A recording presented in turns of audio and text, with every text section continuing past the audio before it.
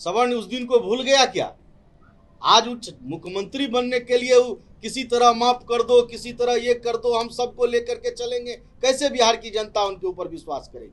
कल पूरे देश में धूमधाम से परशुराम जयंती मनाई गई। पटना के बापू सभागार में भी भूमिहार ब्राह्मण एकता मंच ने इस जयंती का आयोजन किया और इस मौके पर नेता प्रतिपक्ष तेजस्वी यादव भी इस कार्यक्रम में पहुंचे और भूमिहारों पर उन्होंने भूमिहारों को एक साथ आने का आह्वान किया और एक नया समीकरण बनता हुआ दिखा, जिसके बाद आज बीजेपी के सहयोग में पहुंचे कला संस्कृति एवं युवा विभाग के मंत्री आलोक रंजन से जब पत्रकारों ने सवाल पूछा तो उन्होंने कहा कि एक समय था जब लालू प्रसाद यादव भूरा बाल साफ करो का नारा देते थे, वहीं जब सवर्ण आरक्षण की बात कही जा रही थी तो सबसे ज़्यादा पुरजोर विरोध वो नेता प्रतिपक्ष तेजस्वी यादव ने ही किया था। और क्या कुछ कह रहे हैं कला संस्कृति युवा विभाग के मंत्री आलोक रंजन, पहले आप वो सुने। पुरजोर विरोध किसने किया था बिहार में?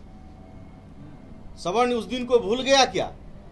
आज मुख्यमंत्री बनने के लिए वो किसी तरह माफ कर दो, किसी तरह ये कर दो, हम सबको लेकर के चलेंगे, कैसे बिहार की जनता उनके ऊपर विश्वास करेगी? अच्छा, एक आरजेडी की तरफ से रणनीति बनाई जा रही है कि एक और समीकरण बी जुड़ गया है, तो लगता है कि जो भूमिहार ब्राह्मण को एक लुभाने की जो कोशिश राजद की तरफ से हो रही है वो एक बेहतर पहल होगी। देखिए, आदरणीय तेजस्वी जी इस राज्य के मुख्यमंत्री बनने के लिए छटपटा रहे हैं।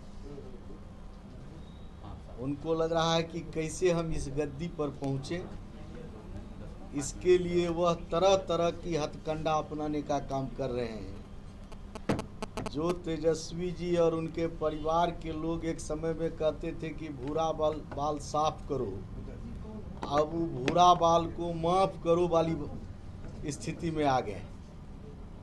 लेकिन बिहार की जनता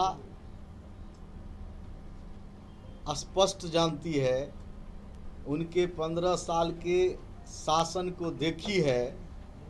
एक समय था कि बिहार में जो सवर्ण समाज के लोग थे वो इनके डर से अपने नाम के पीछे टाइटल तक रखना छोड़ दिए थे और इसके चलते कितनी कठिनाइयां उनको सहना पड़ा है।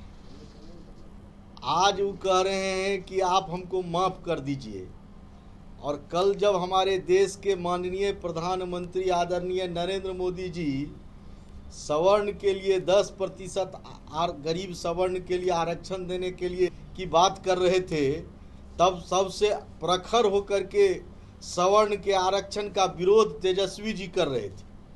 क्या बिहार के सवर्ण, बिहार के जिस बी की बात आप करते हैं उस दिन को भूल गए हैं? ऐसी बात नहीं है। इसलिए तेजस्वी जी कितनों छटपटाएंगे, बिहार के लोग जानते हैं कि यहाँ सब समाज को लेकर के चलने वाला जो एनडीए का शासन है यही उनको पसंद है और उसी के साथ सब लोग मिल करके रहेंगे। तेजस्वी जी छटपटाते रहेंगे, उनको कुछ मिलने वाला नहीं है।